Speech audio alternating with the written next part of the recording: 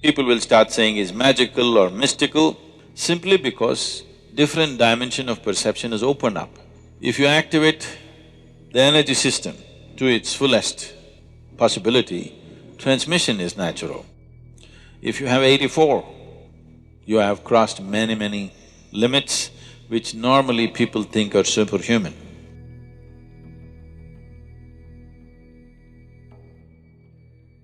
Namaskar, Sadhguru. I wanted to know, how does the Guru transfer the yogic knowledge or information by means of transmission? The mechanics of it? The mechanics of that. How is it done? Like a cordless microphone, you know. See, without being wired, you're able to transmit. You're quite capable. It's happening, isn't it? So how? See, of the 114 chakras that are there in the body, a chakra literally means a wheel. But what we are referring to is the junction points of the nadis or the energy pathways in the body. These pathways always meet in the form of a triangle. A wheel means a circle. Definitely triangular wheels are more jazzy, isn't it? Would it look better? They always meet in the form of triangles, but we call them a chakra because when we see in somebody, we see it more as a circle because it's radiating a certain dimension of energy. Because it's radiating, all radiation always happens in circular form. You may throw a triangular stone into a lake, still the ripples are circular, isn't it? Just like that, this may be a triangle, but when we see it, it is circular. And another thing is, it suggests a movement from one dimension to another. We say it's a chakra because it takes you across. So there are 114 chakras in the system, major chakras, there are more. Major chakras which can be worked upon are 114. Out of this 114, 2 are outside the physical body, 112 are within the body. Out of this 112, 4, there is nothing much to do about them. That is, if you work the other things, these things will happen by themselves. They don't need any system to be worked upon. So 108 are the things that can be actually worked upon. So there are 114 systems of meditativeness. Adiyogi taught 112 different ways to realize. So, when he sat down with the 7 sages, the Saptarishis, he was expounding as to how the human mechanism functions. And there are 114 out of these 112. So he spoke about 112 ways of attaining one's ultimate nature. Parvati, his wife, who was a witness to this teaching, she's already attained, but now she's a witness. She's just hanging around in the program. So, she was looking at it and she said, why not more? Why only 112? There should be more ways. Shiva was completely focused on what he was doing. When she said this, he just dismissed her. He said, there are no other ways, there are only 112. She felt stung that in front of these 7 people, he dismissed her like that. So, she said, there must be more ways, maybe you don't know. He said, there are only 112. This impertinence. He said, leave. So she said, I will find more ways. And she went. She withdrew into the mountains and did very severe austerities. And after many years of work, she came. Shiva was still expounding various dimensions of yoga. She came, being his wife, she could, after such a long absence, she could come and sit next to him. But she came and sat down one step below to indicate that she has failed. So that's a language between the two of them. She doesn't want the 7 people to know that she failed, but she wants him to know that she has failed. so she came and sat one step below.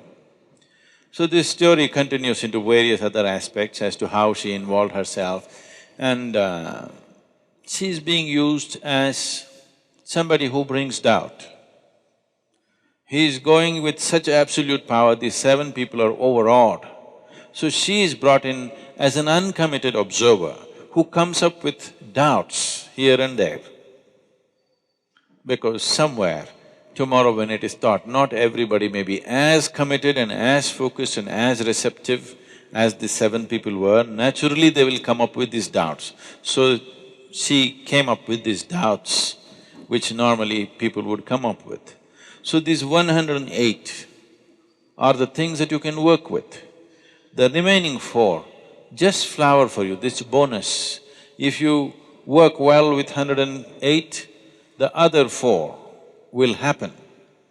It's a rewarding place. The other 2 will anyway happen. If these 112 have happened, the other 2 will anyway blossom by themselves. They are not within the physical structure of the body. So these 108, this 108 is a number that is manifested in this system because of 108 being a significant process or a significant number in the making of the solar system. So the diameter of the sun and the distance between the planet and the sun is 108 times over. The diameter of the moon and the distance is 108 times. Many ways you will see 108 being a proportion in the making of the solar system. That is the reason why, otherwise maybe we would have had 160.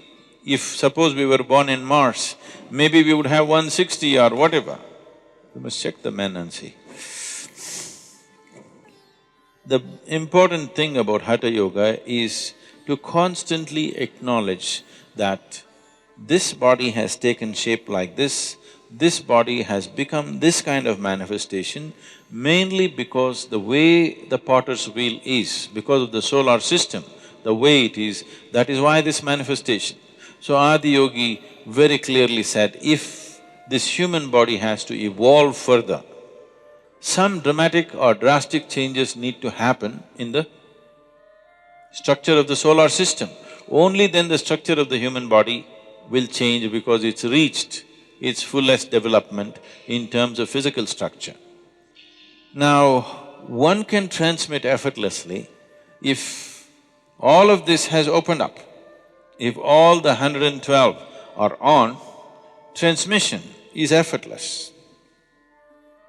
You want something to happen there, you don't have to go there, you can sit here and make it happen. To live a normal life, to live a full-fledged physical life, you need only 21 chakras. 21 chakras in your body are reasonably operating, nobody will think anything wrong with you. You will be full-fledged human being. What are the remaining things about? The remaining things, if they open up, it opens up various levels of perception. It opens up dimensions of perception that suddenly people will start saying is magical or mystical, simply because different dimension of perception is opened up.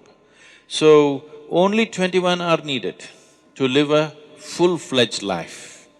The remaining are only about higher dimensions of perception, that you are no more human.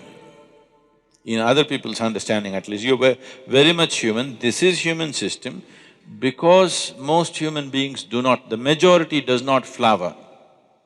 See, right now, the coconut trees in Tamil Nadu, I think our trees are yielding some 90 nuts per year, per tree.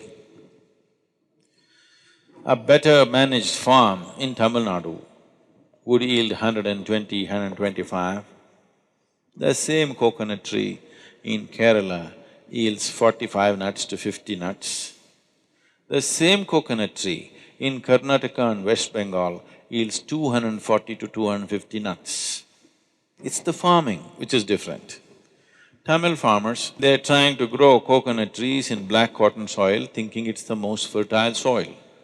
Black cotton soil is very fertile for paddy cultivation, cotton and other things, not good for coconut. Coconut needs to be grown where it is slightly, little bit of rubble in the soil. Here if you dig, it is like toothpaste, the soil. Now when you irrigate this land, it's very nice.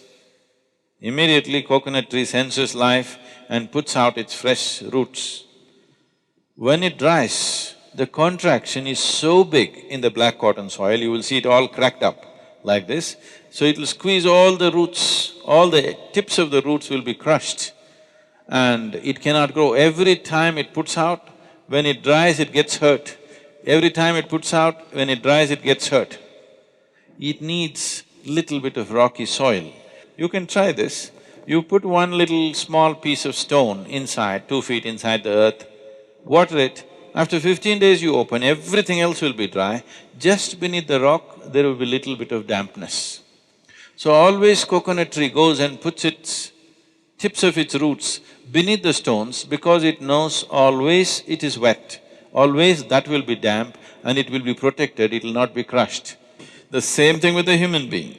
A human being will not flower to his full potential unless you create an appropriate atmosphere for him. Internal and external, but largely fortunately internal, because we are mobile, we are not like trees, we cannot stand in one place and have the same atmosphere all the time. But there are people who do this. In India, this culture is there, this is called as kshetra sannyasa. Kshetra sannyasa means we will fix a radius. Let's say here we'll fix a radius from the dhyana linga. We will say this much is highly energetic. So those who want to just soak in that all the time, they will take a vow that they will never leave this diameter. This radius, they will not leave and go, they will always be in that only. This is a simple intelligence, like a coconut tree, if it decides to trek up the mountain. It does very reasonably well here, but if you put him up the mountain, in one day he will be down. The wind, have you gone up the mountain? No. If you go to the seventh hill, almost any season, wind will be at least like 50 to 60 kilometers. In the windy season, it'll touch 120 to 140 kilometers per hour. If you stand like this, it'll just throw you out. It's that strong. So if this guy goes and stands there, he won't stand for an hour. So, he better stay here. But the trees are stationary, we are mobile. For us to maintain an external atmosphere which is always conducive is difficult. So some people take this step which is called a kshetra sannyasa, they will not move out of that space. They fix a radius and just within that.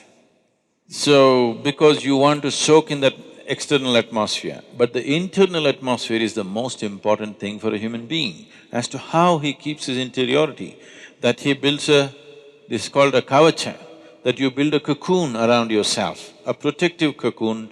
Wherever you go, you are in the same atmosphere as far as you are concerned. It's like you get into an airplane, it goes up 35,000 feet, definitely your body wouldn't last there. But now you're in a cocoon, a pressurized chamber. Because of that, you manage. The same thing with the submarine. You wouldn't manage that pressure in the sea, but because you protected, you manage. So like this, you create a cocoon of energy around yourself. Wherever you go, you are not a part of it, you are in your own cubicle that you're walking with. You carry your own cubicle, you don't get into anybody's space. You carry your own little space wherever you go. Otherwise, you restrict yourself. But the important thing is that all the chakras are on means you can simply transmit anything that you wish. The problem is always of receptivity. In the past, I've been saying this. I have initiated more people into meditativeness, those that I have never met and seen, than people that I sit with and conduct programs with. We've conducted programs at the most for a few million people, but we've initiated many, many more people. They're meditative, But many fools do not know they can meditate.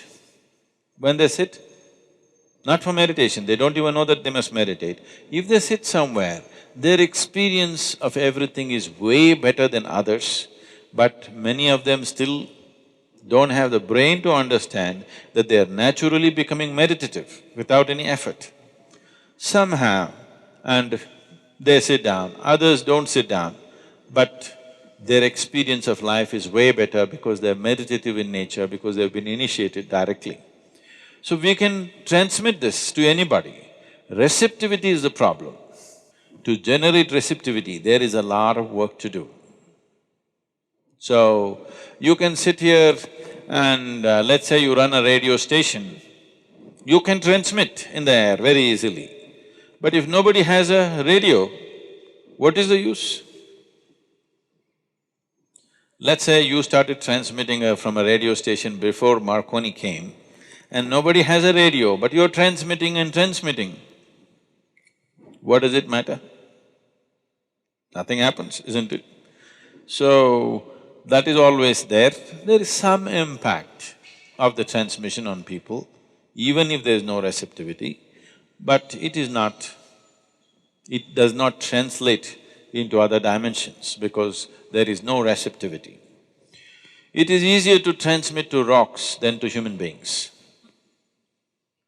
I'm not trying to praise rocks and insult you, but it's easier to transmit to rocks because certain type of rocks have the necessary physical integrity, but they don't have a brain.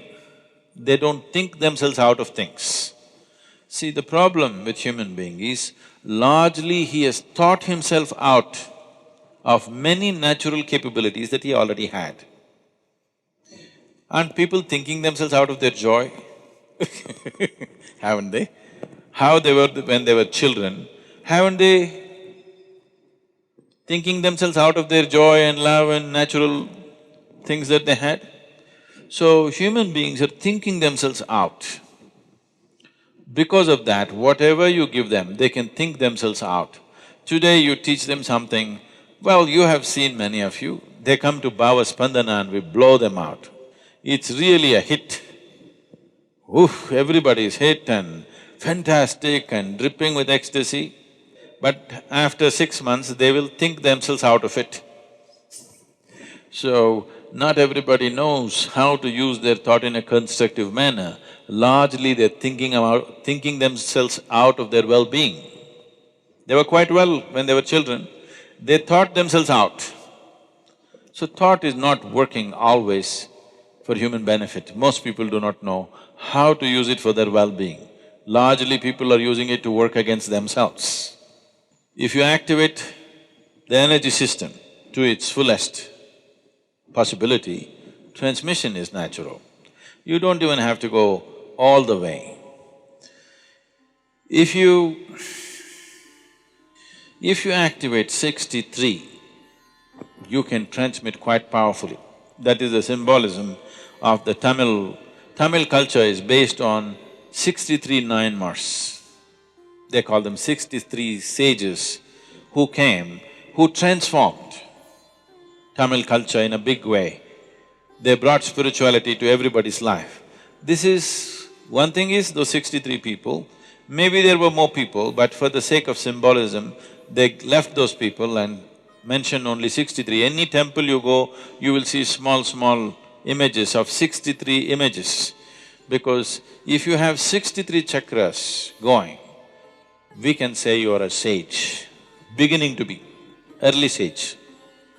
If you have 84, you have crossed many limits which normally people think are superhuman. If you reach 108, that means you're completely there. 114 or fully on means you and him will be same, no difference. If you become receptive, I don't have to come here and explain things to you, somebody need not teach you how to bend, what to do, nothing. You will know everything about human mechanism, everything, from its origin to its ultimate.